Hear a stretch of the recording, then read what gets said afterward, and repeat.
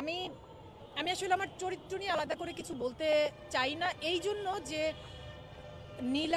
নীলপদ্মের নীলাকে যদি পর্দায় আসলে বিন্দুমাত্র বিশ্বাসযোগ্য মনে হয়, তার পুরো কৃতিত্ব আমার পরিচালকের। শুভ সন্ধ্যা। অনেকক্ষণ অপেক্ষা করেছেন। সবাই এসেছেন, অনেক অনেক ধন্যবাদ।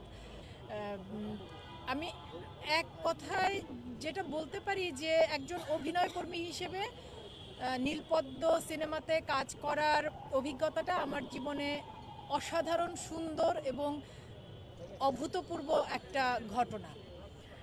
পরিচালক মানে তৌফিক ভাই যে চিত্রনাট্যটি আমাকে পাঠিয়েছিলেন,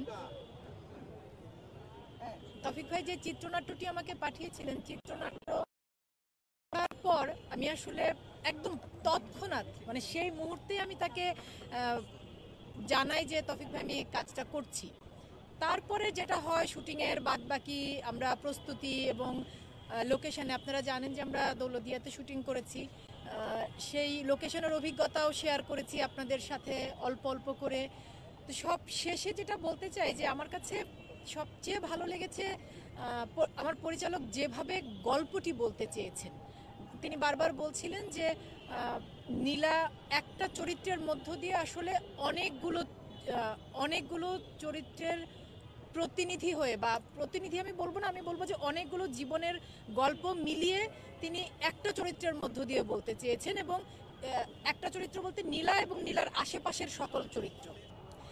এই মানে যৌনকর্মীদেরকে না আমরা আসলে শুধু ওরা যৌনকর্মী এটুকুই জানি, আমরা বেশিরভাগ সময় জানি না যে ওরা কোথা থেকে এখানে এলো। প্রত্যেকেই এক একটা পরিবারে জন্মায়, এক একটা স্বাভাবিক জীবনই হয়তো থাকে।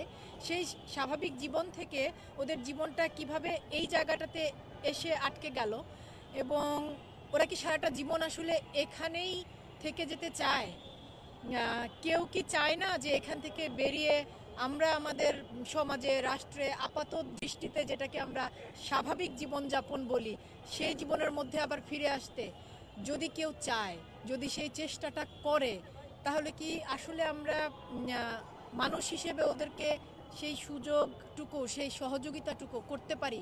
সমাজ বা রাষ্ট্র কি ওদের প্রতি সেই সমর্থনের হাতটুকু দিতে পারে, বাড়িয়ে দিতে পারে? আমি বিশেষভাবে অপু ভাইয়ের কথা বলবো। অপু ভাই আজকে এখানে নেই, প্রাচী আপা মানে ভীষণ সহযোগিতা করেছেন। আর দুজনের কথা আলাদা করে বললাম না, কারণ দুজন যেহেতু উপস্থিত আছেন আমার পাশে, সেজন্য আলাদা করে বললাম না, কিন্তু আমি অপু ভাইয়ের কথা বিশেষভাবে বলবো। হ্যাঁ, তো থ্যাংক ইউ, আপনারা সবাই এসেছেন। ওরা সেই জন্য এসেছে, আমি জানি। আজকে আমি ভীষণ কৃতজ্ঞ আপনাদের সবার প্রতি। গণমাধ্যমের কথা আমি ভীষণ কৃতজ্ঞ। আমি জানি আপনাদের অনেক রকম কাজ থাকে, অনেক ব্যস্ততা থাকে, আপনারা সবাই এসেছেন। কারণ আমাদের এই গল্পটি, আমি সবসময় যেটা বলতে চাই যে সিনেমা তো জীবনের গল্প, এবং সিনেমার অনেক জনরা থাকে। আমরা বিভিন্ন জনরার সিনেমা করি, তো সিনেমা দেখি, সিনেমার মার্কেট তৈরি হয়ে আছে। তো আমাদের এই গল্পটি একেবারে জীবনের গল্প। সত্যি বলতে এই গল্প খুব বেশি এখনো তৈরি হয়ে নেই।